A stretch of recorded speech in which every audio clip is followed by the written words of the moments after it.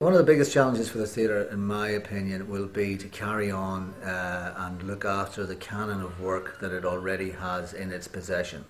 It would be a mistake for the Lyric not to recognise that the plays that were first put on there are of significance to the whole island of Ireland, and that the rest of the island of Ireland looks to the Lyric to remind them of this canon of work. So the first thing is that, protect the canon of work, look for the new writers, and make sure that it still remains a vibrant production house, of which we don't have many here in Ireland. And so, it has a big significant role to play.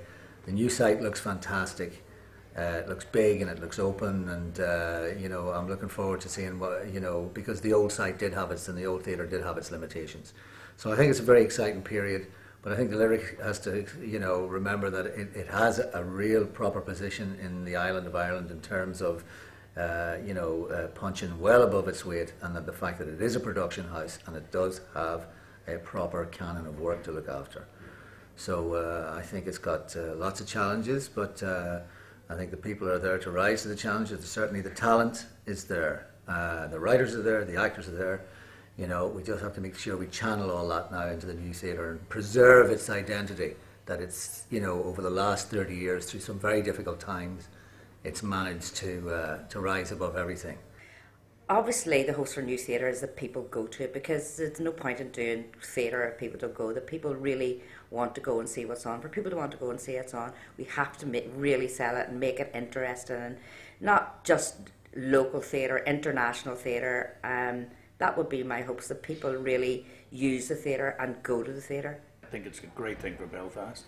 I think it's a great thing for the acting fraternity over here, that they will have their own rehearsal space and their own stage, and they'll be able to get more product, I think, in through the Lyric doors. And I think that's the big thing over here. We need more product to go out and service all these lovely theatres that we have, and the Lyric should be the new ship, as it were. An acting academy actually would be the top of the list, I would have thought. All too often here, you hear of actors that either have to go away elsewhere to get trained, or the ones that remain here aren't trained as well as they should be. And there should be somewhere in Belfast that is attached to a working, functioning theatre that should train them on the job. And also I think there should be some type of system where they have an ensemble cast here. If they're going to take all that time to raise money, that amount of money, to build a theatre that size and a state-of-the-art thing, I think they should start from now thinking as much about the art as they do about the building.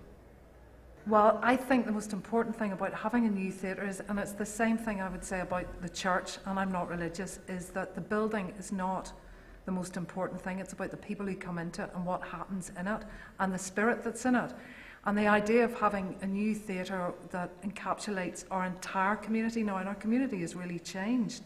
We've got Polish people, we've got all types of nationalities. I would like to see a theatre that brings in everybody, and it means that everybody comes to it as well. It's not some middle class, little kind of cliquey place for people to go. Like all, I suppose, regional theatres, they shouldn't be afraid of their own indigenous product, regardless of what it is.